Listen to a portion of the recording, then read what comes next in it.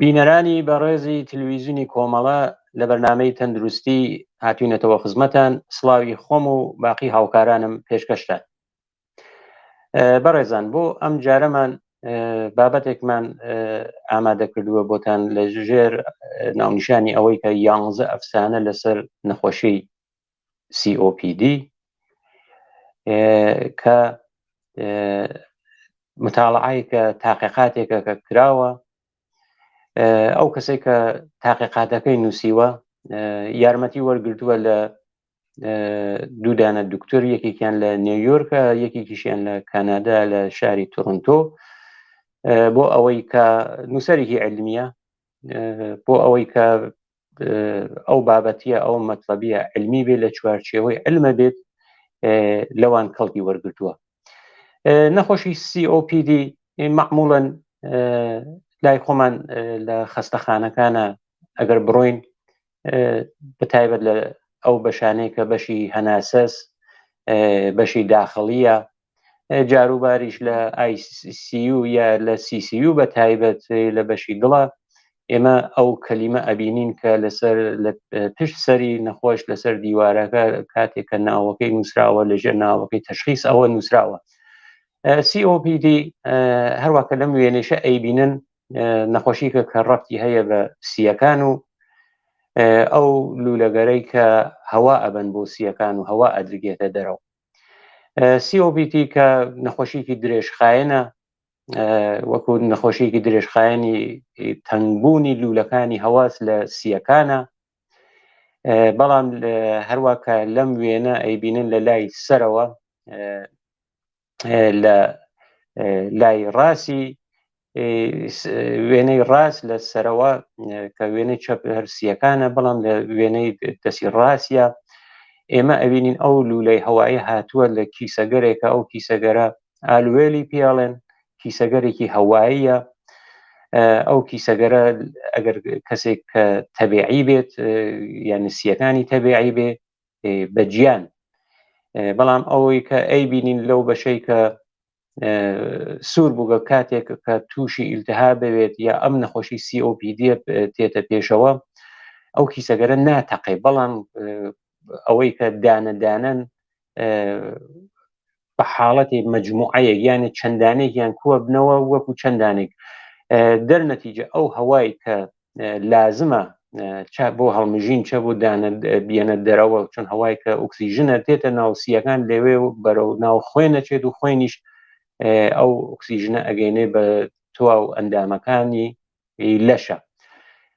بەڵام لێرە لە COPD دوو حاڵەتمان هەیە، یەکێکی ئامفیزمە، ئامفیزم کە هەروەسا و کیسەگەرە هەواییە تووشی خەلەلە بن، ئەوەی کە دانەدانن ئەبن بە مەجموعەیەک کە کاتێکیش بوون بە مەجموعەیەک خاصیەتێکی ئرتجاعی خۆیان هەیە، ئەوە لە دەستان ئەو حاڵەت انقبازیە. و حاڵەتی تریشی هەر ئەو ئیلتیهابەسە، ئەو عفونەتە سەر کە بەتایبەت ئیلتیهاب لە ناو لولە هەواییەکانە دروست ئەبێت. ئەوە ئەڵێن کە پێڵێن نەخۆشی COPD یا نەخۆشی درێژخایەنی تەنگبوونی لولەکانی هەوا لە سیە. نیشانەکانی چین نەخۆشی COPD؟ یەکەم نیشانە یا ئەسڵیترین نیشانەی ناخۆشی COPD تونبوونی هەناسەس، یعنی هەناسە تونەبێت، بە ئیسلاح ئەو کەسانە تووشی تەنگە نەفەسیە بن. یەکێکی تر لە نیشانەکانی کۆکەیە، ئیتر کۆکەگەرێکی بەردەوام وەخت و ناوەخت، و ئەو کۆکەگەریشە لە حاڵەتێکە هەیە کە حتا ڕەنگی پێسی ئەو کەسیشە ئەگۆڕێت لە حاڵەتێکی ڕۆشنە، و ئیتر نیشانەداوە پێسە بەر شینبوون ڕوات کە نیشانەدات کە میزانی ئۆکسیژن لە لەشی ئەو کەسە کەمە. بە مروری زەمان کە COPD ئەڕواتە سەرەوە، حتا لە کارگەرێکی سادەی ڕۆژانە وەکو جل لەبەرکردن، جلگۆڕین، حتا ئەو کەسانیشە تووشی هەناسەتونی ئەبن.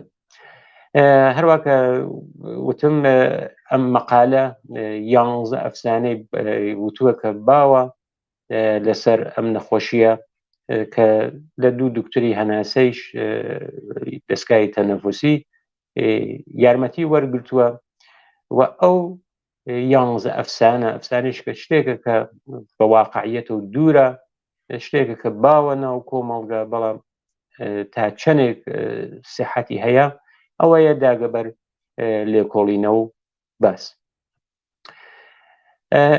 یەکەم مورد لەو 11 مۆردە ئەوەیە کە ئەڵێت ئەم نەخۆشیە یانی COPD نەخۆشیکی کەمە، نادرە، بە کەمی هەیە، بەڵام سازمان بێداشتی جیهانی یا WHO لە ساڵ 2020 ئامارێکی دادەرەو کە لە کۆی گوێ زەوینە تقریباً ساڵانە 3,230,000 کەس بەهۆی ئەم نەخۆشیەوە گیانی خۆیان لەدەسەدەن.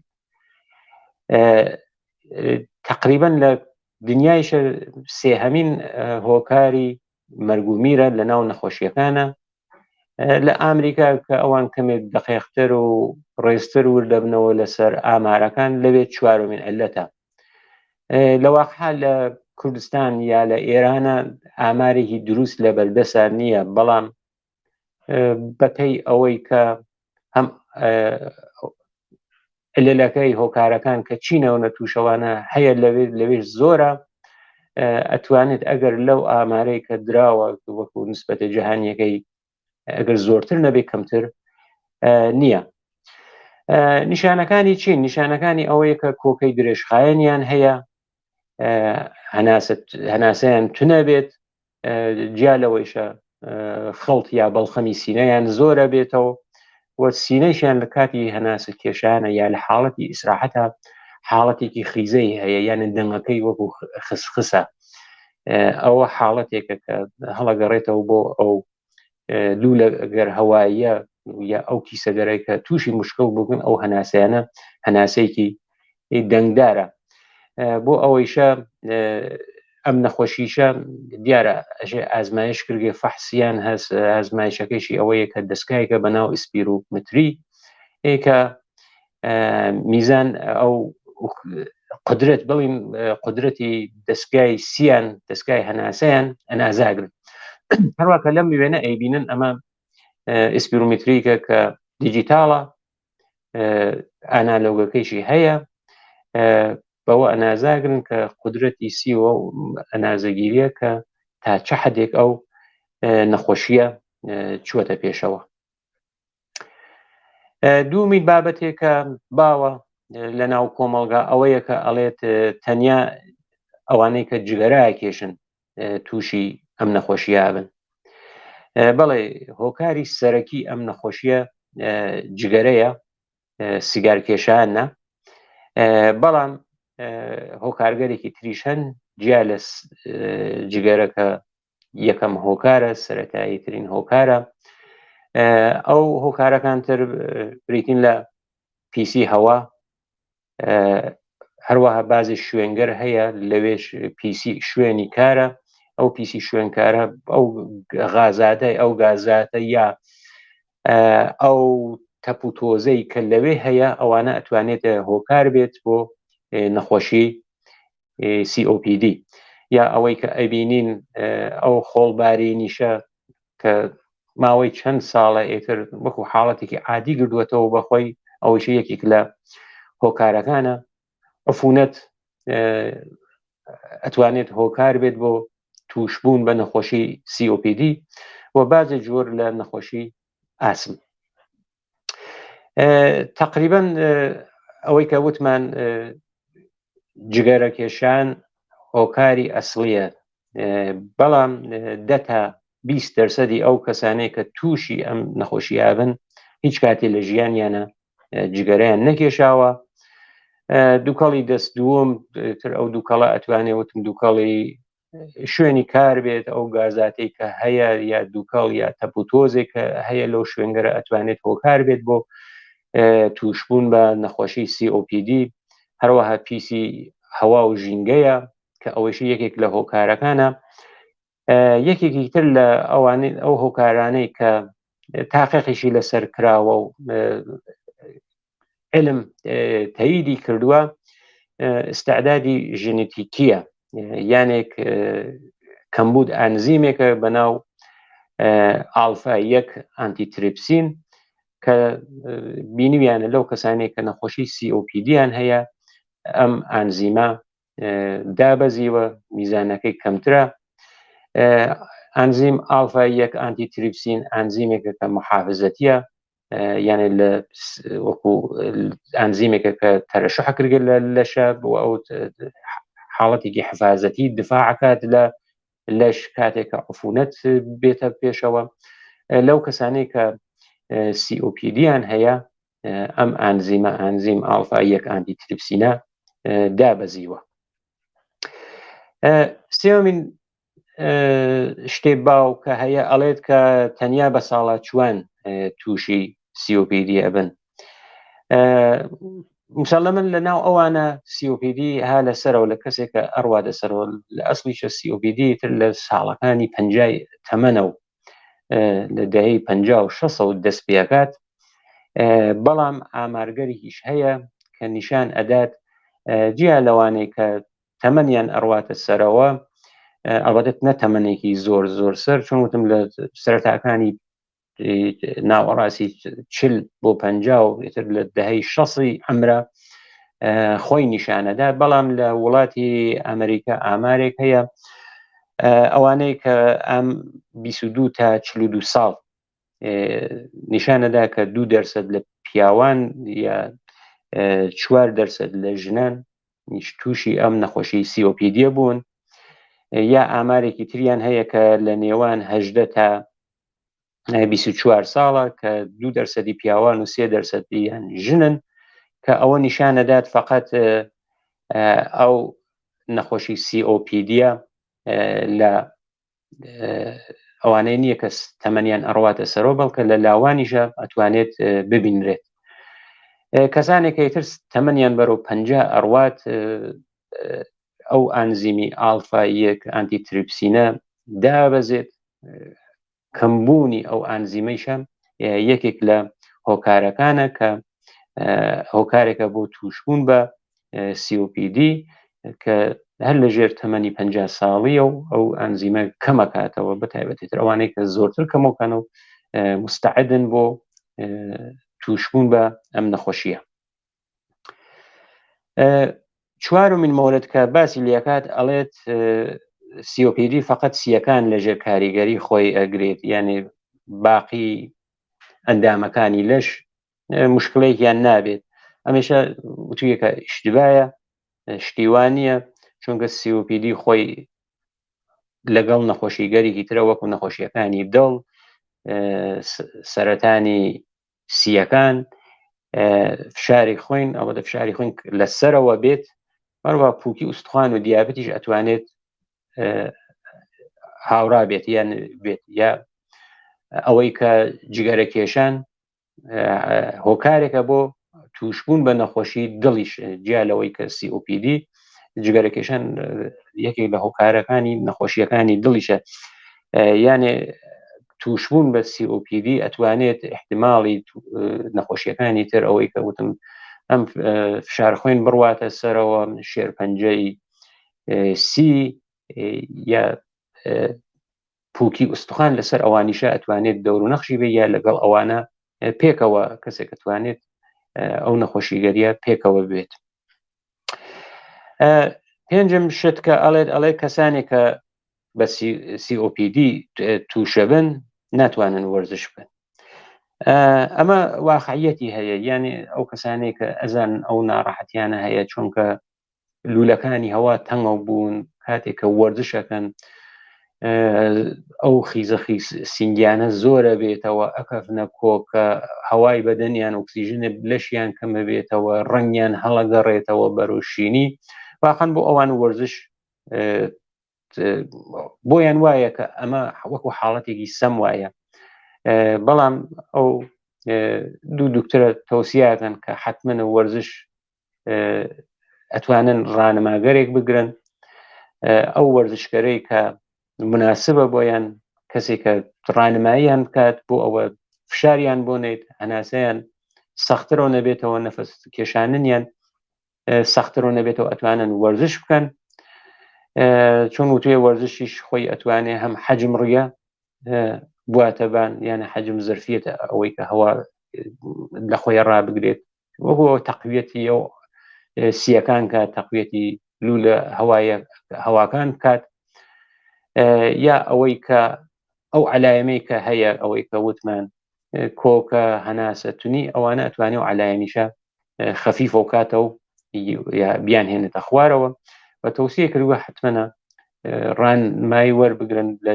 چه وەرزشکارێک استفادەکەن کە زەختیان بۆ نێت هەناسەیان تون نەبێت وە بەڵام ئەتوانن وەرزشکەن وەرزشەکانی ئەم وەرزشکارەی کە مناسب بێت بۆ هەم سیەکانیان هەم ڕێگە هەوایەکانیان کە ئەو علایەمیشە کە هەیەی بهبودی بەرەو بهبودی بیواتە بەرەو چاکبوونەوەی بیوات و یاوەی کە کەمی کاتەوە بۆ وێنە کەمتر تووشی ئەو حملەگەر کۆکە یا هەناسە تونیە بن.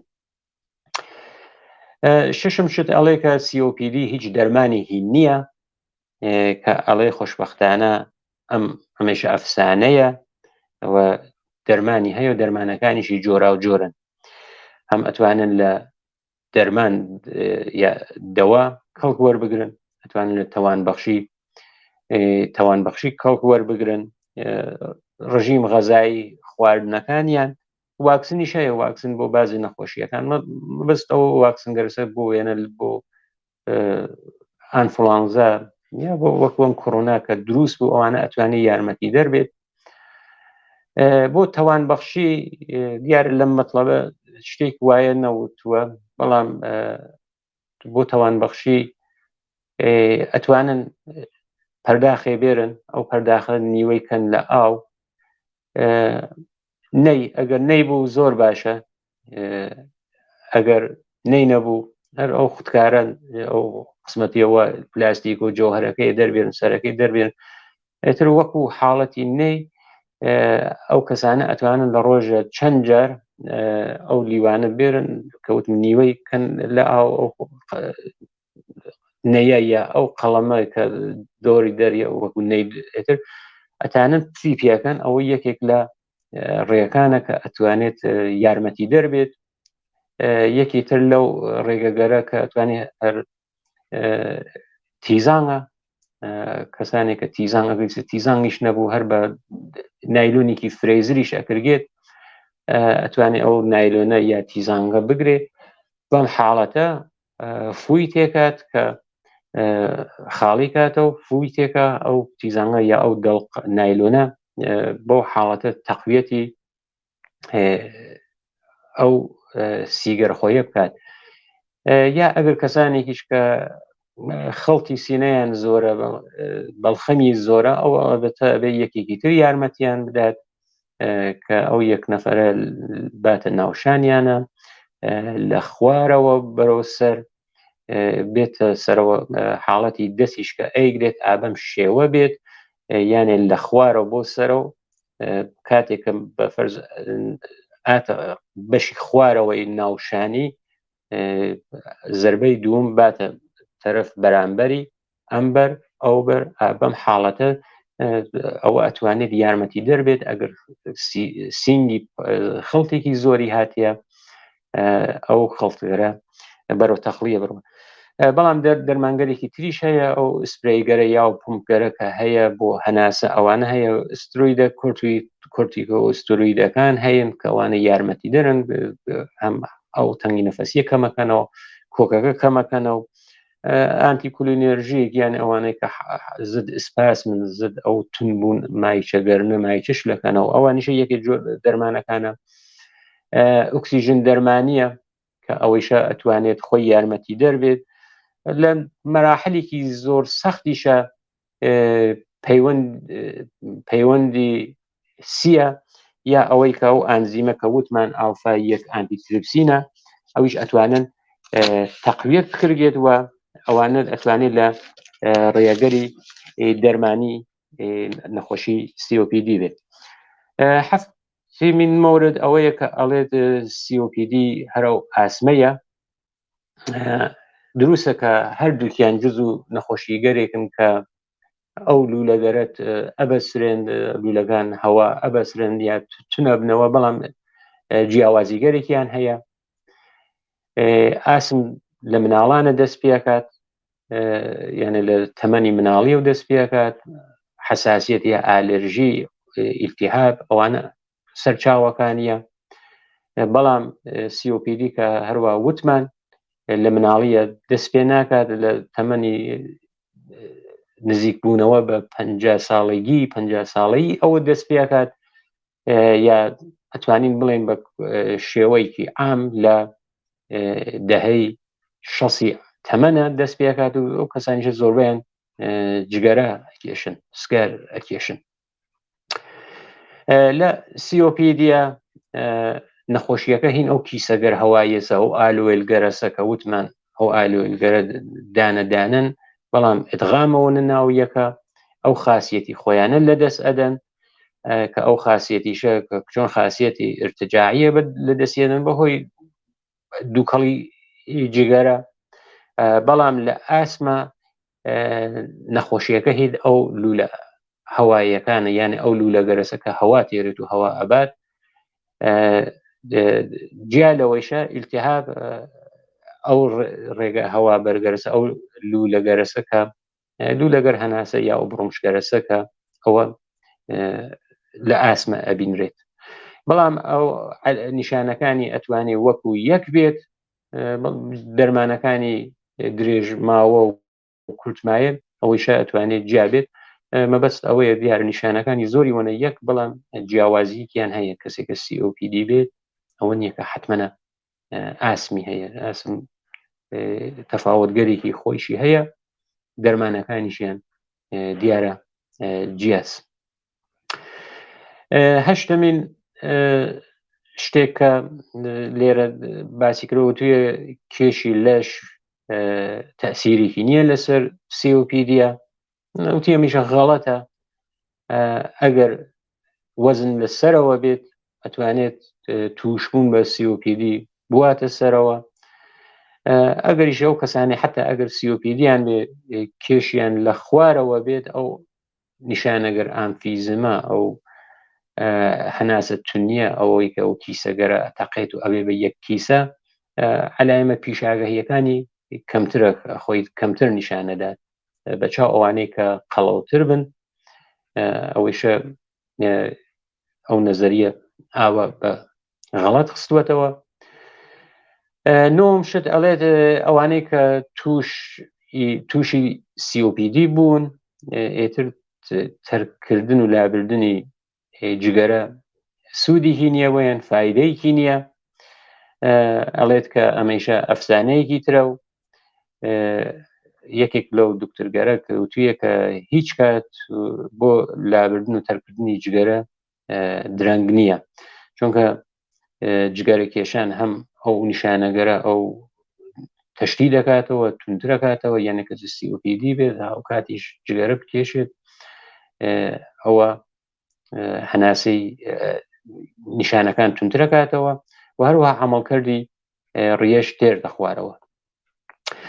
من لێرە پرانتزێ باسکەم، دیارە مەقالە لە دەرەوە نووسراوە زۆرتریش ئیشارەکە بە دووکەڵی جگەرە، یعنی جا لەوەی کە دووکەڵی پیسبوونی هەوا یا ئەو شوێنی کارە کە کەسێکی ئیشەکات یا ئەتوانێت غازگەرێکی تیا بێت کە ئەوە بێتە هۆکارێ بۆ COPD، بەڵام زۆرتر ناوی جگەرە ئەبات. ئەوە هۆکاری ڕاوچە لای ئەوانەوە شاید قلیان نەبێت، بەڵام یەکێتر لە هۆکارگەر تووشبوون بە COPD کە دووکەڵەکەی چەندین بەرابەر دووکەڵی جگەرەیش مزرترە، قلیانە، بۆ ئەوەیە کە لێنان چۆن لەوێ نییە شارەی نەکردووە، بەڵام دووکەڵی قلیانیش ئەگەر ئێمە ناو بەرنامەکەمانە چۆن مەطلەبەکە هین ئەوان بوو شارەمان پێکرد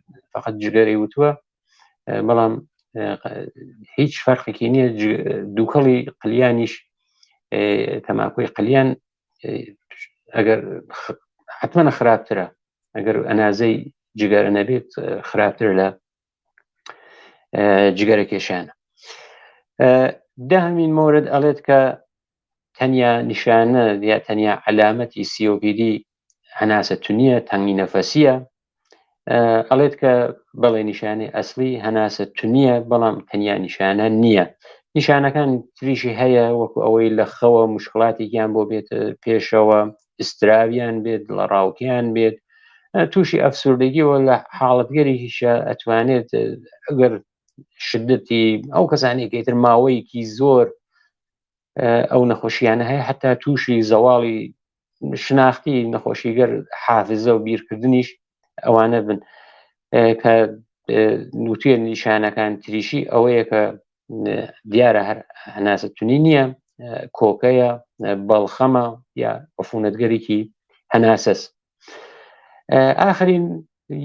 ئاخرین یا یانزەمین ئەفسانەی کە هەیە ئەڵێت کە ڕژیمی غەزایی سالم و تەندروست یارمەتی دەر نییە بۆ سیۆڤید، یانە نەخشێکی نییە لە سیۆڤید ڕژیم غەزایی.